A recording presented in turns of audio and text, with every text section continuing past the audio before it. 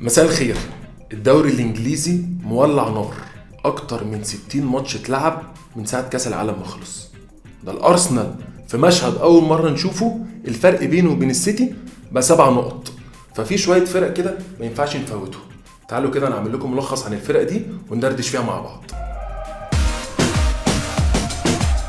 قعدت افكر ايه الفرق اللي احنا ممكن نتكلم عليهم، ما لقيتش احسن من 5 فرق ممكن نتكلم عليهم: مانشستر يونايتد، ليفربول، ارسنال، المان سيتي، وتشيلسي. وقبل ما ناخد فرقه كده فرقه مع بعضينا ندردش فيها، ما تنساش اللايك والشير والسبسكرايب. تعالوا نتكلم بقى في فرقه مانشستر يونايتد. مانشستر يونايتد بالنسبه لي من بعد كاس العالم احسن فرقه بتأدي كوره. انت عارف ان مانشستر يونايتد في كل الماتشات اللي بعد كاس العالم طالعه كلين شيت. دي ما حصلتش مع مانشستر يونايتد بجد من 2008، من ايام روني وبرباتوف والشله الحلوه دي. فاحنا خلينا نتكلم في الاول على المدرب تين هاج. انا تين هاج بالنسبه لي نجح نجاح غير طبيعي. ده اسمه الفيلسوف، ده اسمه مدرب المشروع. الراجل جه كان متزاد بعد كاس العالم، عايزين نعرف هيعمل ايه من غير كريستيانو رونالدو. الراجل ده اراهنك ان هو كان تحدي بينه وبين نفسه. يعني انا لو خسرت هيقولوا لي عشان انت ماشي كريستيانو، خلي بقى كريستيانو بقى ايه، انت من غيره ولا حاجه. فتين هاج كان قدام تحدي انا من وجهه نظري كبير جدا. فلا انا شايف ان هو نجح بشكل فوق الوصف. نيجي لاهم واحد برضو في نص الملعب، كازيميرو لما جه من ريال مدريد كلنا قلنا ايه، هي مانشستر دايما بقى اي لعيب بيفنش في حته وشبع بطولات وشبع ماتشات هيجي على مانشستر يونايتد. فانا بالنسبه لي كازيميرو حرفيا الحلقه المفقوده في مانشستر يونايتد. خط النص بتاع مانشستر يونايتد دايما انا كان بالنسبه لي غريب جدا، اقسم بالله كان بيلعب فيه ماكتوميناي وفريد. انا حرفيا كنت بقعد اقول مين ده يا حبيبي، انت بتلعب انت مين واسطتك يا حبيبي عشان تلعب في نص الملعب. فكان دايما كانت في مشكله في خط نص الملعب. لو هنقول حاجه سريعه على كازيميرو، ما اعرفش الناس واخده بالها منه ولا لا، كازيميرو ملك المثلثات. كازيميرو كده في نص الملعب كله تلاقي اتنين ناحيه ميليسيا وريكشو، تلاقي كازيميرو راس المثلث. الناحيه الثانيه برونو فان بيساكا ناحيه اليمين، تلاقي كازيميرو راس المثلث.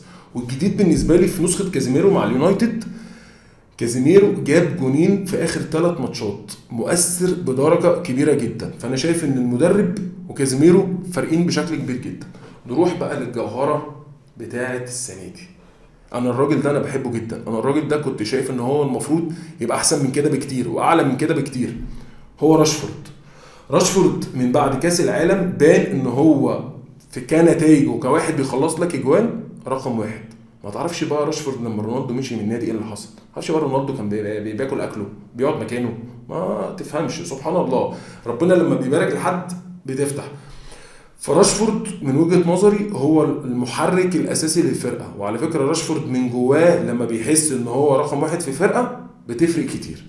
ما نطولش عليكم، تعالوا نخش في الفرقه الثانيه معانا ليفربول.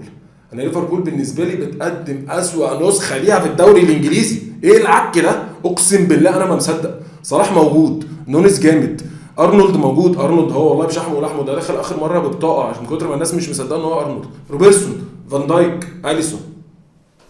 ايه الجديد؟ انا بالنسبه لي ليفربول دي عايز ابدا بيها بتصريح غريب جدا للمدرب يورجن كلوب.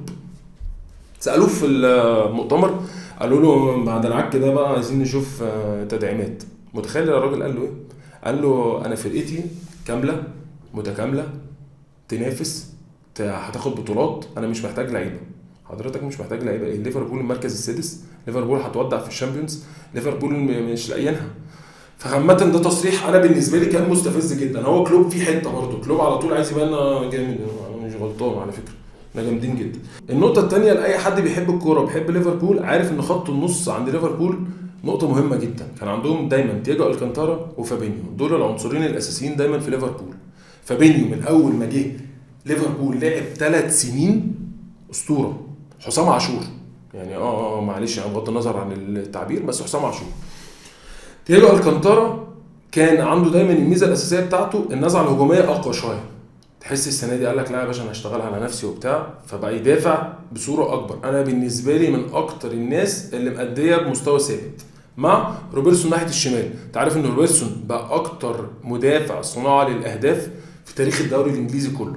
فهو بالنسبه له روبرتسون كان عنده هدف السنه دي ووصل له، بس تحقيق القاب لليفربول السنه دي لا، بعيد قوي. ونروح للكارثه. انا بالنسبه لي كارثه خط دفاع ليفربول، خاصه فان دايك وماتب. فان دايك ده زمان اول ما جه ليفربول تحس ان كان كل ماتش يجي يقول لهم ايه يا معلم، اللي هيرقصني او اللي هيعديني هروق عليه. ما شاء الله دلوقتي شوارع، تحس ان هو ماتب كده باصين يقول له بقول لك يا معلم الواد عدى انت ايه، ما فيش شوارع. كل ماتش ليفربول على الاقل جونين داخلين فيهم. انتوا عارفين مثلا ماتش ليستر في اول 5 دقائق ليفربول دخل جون، والليفر على فكره كسبت الماتش ده بجونين مدافع ليستر جابهم في نفسه. فانا بالنسبه لي في لغز تعمل لهم عمل بقى ما اعرفش. نيجي لقدام، محمد صلاح نونس بالنسبه لي انحس لعيب كوره بشوفه في الفتره الحاليه.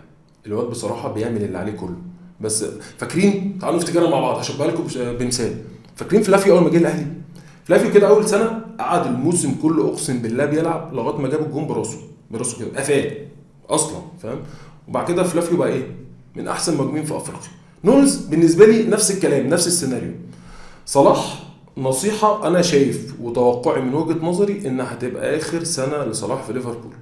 تايه، مش مبسوط، مش مرتاح، تحس إن ماني فاهم عمل لهم عمل أول ما مشي. فدي ليفربول. تعالوا نروح لثالث فرقة بالنسبة لي بقى، المزيكا.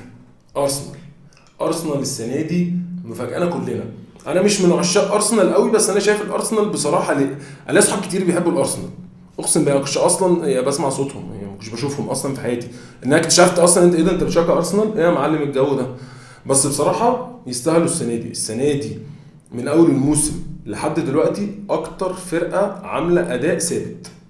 ارسنال منظومه دفاعيه ومنظومه هجوميه، بس بصراحه اللي لازم نديله حقه في الموضوع مدرب ارتيتا بصراحه. من السنه اللي فاتت كان في لوم كتير عليه جدا، وانا من واحد بحب اتفرج على الدوري الانجليزي. ايه يا معلم انت مين دول، طلع ناشئين كده. ساكا ده بجد اول ما طلع ولعب اساسي كنا بنقول مين حماده حبيبي انت فين، مين ده. ساكا دلوقتي بقى مرعب بجد، بقى جناح يمين مرعب. مارتينيلي الناحيه الثانيه، خيسوس. انت تعرف ان التدعيمات ايه الاساسيه بتاعت الارسنال السنه دي؟ خيسوس وزينشينكو باك الشمال. الاثنين دول جايين منين؟ جايين من السيتي. انت تعرف الاثنين دول اللي هم بقى اهم عناصر في الارسنال السنه دي، الاثنين دول كانوا دكه في السيتي. فانا عجبني في ارتيتا ان هو بيعرف يشوف اللعيبه كويس جدا. يعني ارتيتا كان كله بيلوم ان انت بتلعب بالناشئين، اللي استثمر قوي بني السنه دي. يعني مثلا كمان انا بحب دايما اتكلم عن خط النص كتير. خط النص دايما من وجهه نظري هو دايما اللي بيفرق فرقه عن فرقه، هو اللي بيميز فرقه عن فرقه. يعني خط النص دايما هنشوف من توماس بارتي تشاكا قالب بقى صانع العاب اكتر. يعني تشاكا زمان ده كنت تلاقيه في نص الملعب ثابت، تحس ان عايز اطلع لقدام مش عارف، فاهم؟ السنه دي عمل اسيستات، جاب اجوان.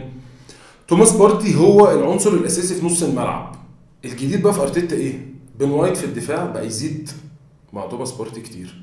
انا بالنسبه لي دي كانت مفاجاه، واكبر دليل ان بن وايت بقى يلعب مساك وبيلعب في نص الملعب ان بن وايت بعد الدقيقه 70 دايما في كل ماتش لازم يتبدل. اللي هيفهم الكلام ده قوي اللي بيلعب فانتزي، عارف بن وايت كلين شيت اطلع يا معلم قفشت 6 نقط في جيبي، فاهم؟ فبيبقوا مبسوطين. بالنسبه لي حاجه كمان اساسيه في ارسنال الاخيره، خيسوس لما اتصاب ما حسيناش ان هو غاب. نيكيتيا بصراحه وهو صغير لسه وواد ورور كده، بس عامل شغل حلو قوي. فالارسنال بالنسبه لي ان هي تفرق عن السيتي 7 نقط، ده انجاز تاريخي. فبصراحه واحد مستمتع السنه دي جدا وهو بيتفرج على الارسنال. نروح لرابع فرقه معانا، المان سيتي. الاساس بالنسبه لي جوارديولا، حرفيا جوارديولا بقى. فاكرين ما كنا نقول مورينيو سبيشال 1؟ جوارديولا دلوقتي بقى انت بتقول مدرب زي، هتلاقي نفسك غصب عنك حتى لو احنا هنا في مصر بتقول مدرب زي جوارديولا، قصدك جوارديولا كله عارفه. جوارديولا عنده حته دايما، وبرضه بتوع الفانتزي هم اللي هيفهموها، فكره الروتيشن، فكره عمليه التدوير. انت دايما كل ماتش ادفع لك يا باشا اللي في جيبي لو تقول لي مين ال11 اللعيب الاساسي اللي هيلعبوا النهارده. هم 3 اللي مضمونين اساسيين، الباقي وربنا بيتغيروا. انا بلعب فانتزي وحاسس بالحرقه دي. مين؟ دي بروين، هالاند، إيدرسون. في الفتره الاخيره اللي بقى يلعب اساسي شويه رياض محرز. طب انت عارف يا معلم ان السيتي الفرقه الوحيده اللي اقسم بالله الدكه بتاعتها اتقل من الاساسي. بس بالنسبه لي هتفضل دلوقتي من بعد كاس العالم النقطه اللي انا قاعد مستنيها اشوف الفاريز مع هالاند. دلوقتي الفاريز واحد عمل كاس عالم خيالي، بصراحه حرام يقعد. بس وجد لي حل بقى. انا بقى واحد بحب الكوره، عايز اعرف انت وجوارديولا هتعمل ايه. انا من وجهه نظري ليك اوبشنين. اولا ان الفاريز بيعه، لو مش هتلعبه اساسي بيعه، طلعه اعاره بتاع، اتوقع الفاريز مش هيبقى عايز يقعد دكه خلاص، او حرام يقعد دكه. رقم اتنين، فكره ان انت توجد له او تخلق له مكان في الملعب. عندك هالاند ما ينفعش يطلع، هتلعب بقى الفاريز تحته صانع العاب، هتلعبه جناح شمال جناح يمين. انا بالنسبه لي ده في ظلم كبير جدا للفاريز. بس برضو ستيل دي النقطه الوحيده اللي انا قاعد مستني اعرف جوارديولا هيتعامل معاها ازاي. وريني بقى يا معلم، اخيرا اتزنقت مره. بس هيبقى جاحد بصراحه لو قعد الفاريز يعني مبدئيا. خلينا بقى نتكلم في اخر فرقه، تشيلسي. فرقه والله العظيم انا بالنسبه لي، انا بص بتفرج على الكوره من زمان وليا اصحاب كتير جدا بجد. انا لحد الوقت الحالي، ما انا بتكلم عن نفسي، ما شفتش واحد قال لي تشيلساوي انا بشجع تشيلسي، انا بحب تشيلسي، مفيش يعني. ليفر، ارسنال، يونايتد، الحاجات دي الناس دي تاريخ. بس تشيلسي بالنسبه لي السنه دي مش مفهومه. اول حاجه جابوا مدرب مين من شهرين قبل كاس العالم، حاجه بسيطه، جابوا مين؟ جابوا مدرب برايتون جرام بوتر كان متالق جدا مع فرقه برايتون. بس في نقطه يا جدعان الناس مش بتبقى واخده بالها، برايتون فرقه منتصف جدول عادي، طلعت سابع ثامن يا ابن اللعيبه. وبرايتون كانت الميزه الاساسيه فيها فرقه دفاعيه، اللي هو يا معلم انا هدافع هطلع 1-0 ما انا بالنسبه لي متعشيه. فهو بالنسبه له الاسلوب ده كان ناجح جدا. لما راح لتشيلسي، دي فرقه بتنافس، فرقه عايزه تكسب على طول. فركزوا في اخر 4 ماتشات من كاس العالم، ما كسبتش اكتر من 1-0، 1-1، 2-1. مفيش اداء. النص الهجومي اللي بالنسبه لي في تشيلسي في حاجه غريبه جدا، عندهم دايما مشكله في المهاجم الصريح. انت رحت جبت اوباميانج دوت يا جدعان، واحد متالق جدا طول عمره في الدوري الانجليزي مع الارسنال، رحت جبته من برشلونه، وبرشلونه كان ملاعب، قلت انا محتاجه وعايز العب بيه وهو ده المهاجم الاساسي. والله العظيم من ساعه ما كاس العالم ما لعب، بيلاعب هافرتز بالنسبه لي جناح بيتلعب بمهاجم. ستيرلينج يا جدعان، ستيرلينج لعب تقريبا في كل الفرق في الدوري الانجليزي، ليفر والسيتي، بص الواد خلاص يعني اتهرى.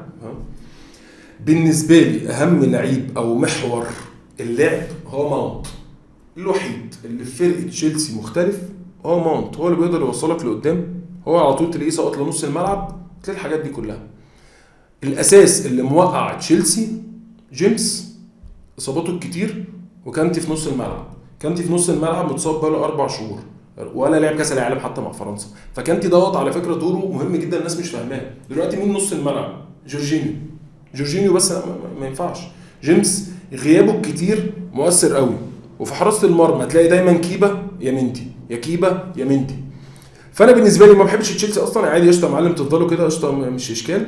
بس بقول لمحب تشيلسي، لا تشيلسي محتاجه شغل كتير جدا. ده كان تلخيصه سريعه كده للخمس فرق من وجهه نظري التوب، او من وجهه نظري عاملين اختلاف كبير جدا من بعد كاس العالم. ولسه دوري انجليزي طويل، ولسه هنشوف حاجات كتير قوي مع بعضنا في الدوري الانجليزي. سلام.